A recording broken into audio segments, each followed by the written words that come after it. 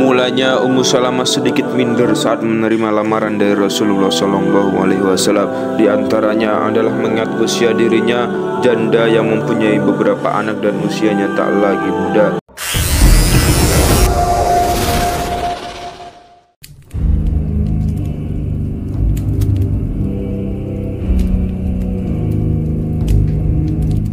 Bismillahirrahmanirrahim. Assalamualaikum warahmatullahi wabarakatuh. Alhamdulillahirabbil alamin. Assalatu wassalamu ala nabiyyina wa habibina sayyidul anbiya'i wal mursalin sayyidina wa maulana Muhammadin ibni Abdullah ibni Abdul Muttalib wa ibni Hashim. Sahabat Z Channel rahimakumullah, alhamdulillah kita berjumpa lagi di Z Channel, channel yang membawakan kisah-kisah luar biasa Islam. Pada episode kali ini kita akan membahas tentang asal usul nikah di bulan Syawal menjadi sebuah sunnah. Bulan Syawal merupakan bulan di agama Islam yang mana di dalam masyarakat Indonesia sendiri banyak yang menggelar pernikahan. Hal ini dilakukan karena ingin mengikuti Rasulullah SAW yang menikah dengan salah satu istrinya di bulan Syawal. Dan di dalam kesempatan kali ini kita akan membahas tentang kisah Ummu Salamah, istri Rasulullah SAW yang menikah dengan Rasulullah di bulan Syawal dan kisah hidupnya. Memiliki nama lengkap Hindun binti Abu Umayyah Huzaifah bin Hughairah Al-Quraisyah Al-Makhzumiyah. Wanita yang mempunyai julukan Ummu Salamah ini beruntung karena diperistri oleh Rasulullah SAW setelah suami tercintanya meninggal. Abu Salamah meninggal dunia dalam perang Badar. Para sejarawan mengatakan bahwa pernikahan Nabi Muhammad SAW dan Ummu Salamah terjadi pada bulan Syawal tahun keempat Hijriah. Salah satunya pendapat ini dikemukakan oleh Imam Ibnu Katsir.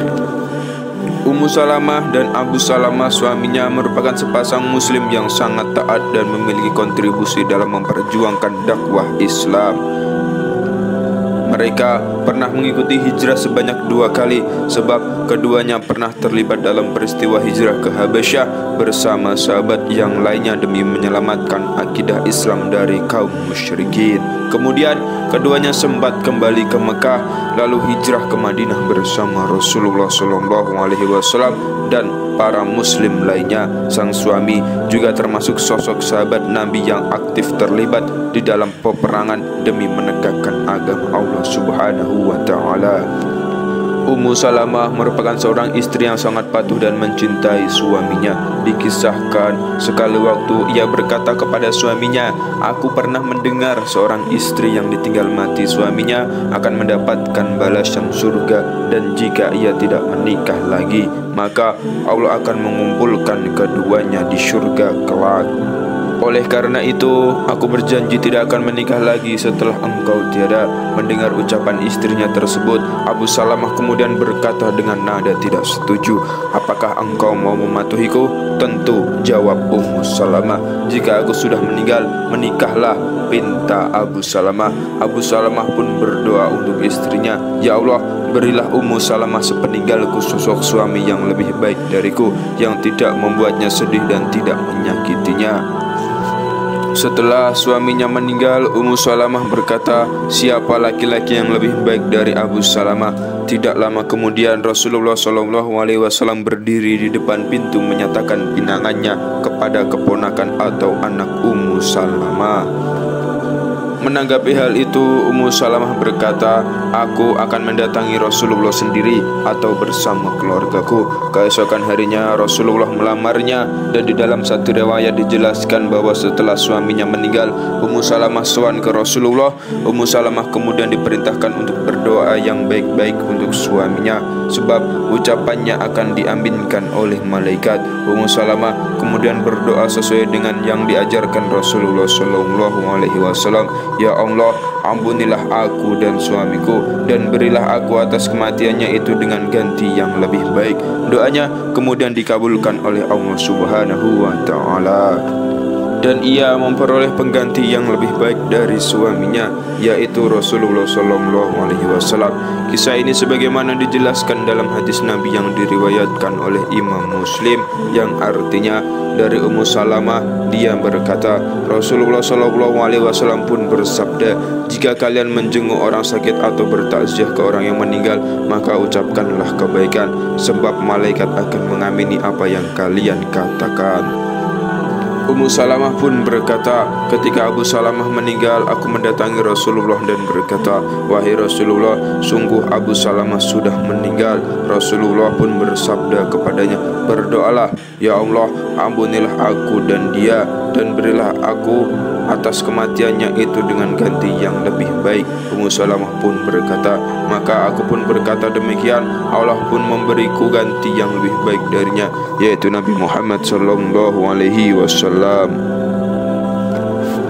Mulanya Ummu Salamah sedikit minder saat menerima lamaran dari Rasulullah SAW. Di antaranya adalah mengingat usia dirinya janda yang mempunyai beberapa anak dan usianya tak lagi muda.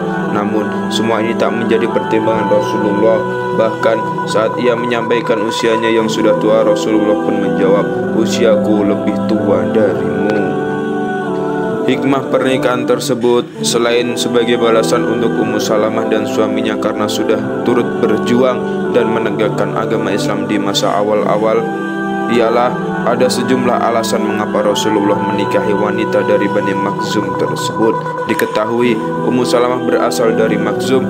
Kabilah ini tidak pernah menyukai Rasulullah, sementara kabilah tersebut memiliki kedudukan yang mulia di tengah-tengah kaum Quraisy. Dengan menikahi putri dari kalangan mereka, maka menunjukkan bahwa Rasulullah tidak pernah sedikit pun memusuhi mereka, sehingga hubungan kabilah tersebut dengan sang Nabi pun membaik. Setelah itu, dengan menjadi istri Rasulullah, Ummu Salamah berjasa besar dalam periwayatan hadis. Terhitung yang meriwayatkan sebanyak 388 hadis dari beliau. 13 diantaranya disepakati oleh Imam Bukhari dan Muslim, dan 3 hadis tersendiri diriwayatkan oleh Imam Bukhari, dan 13 hadis diriwayatkan oleh Imam Muslim. Dengan begitu, ia turut andil dalam menyebarkan ilmu pengetahuan Islam.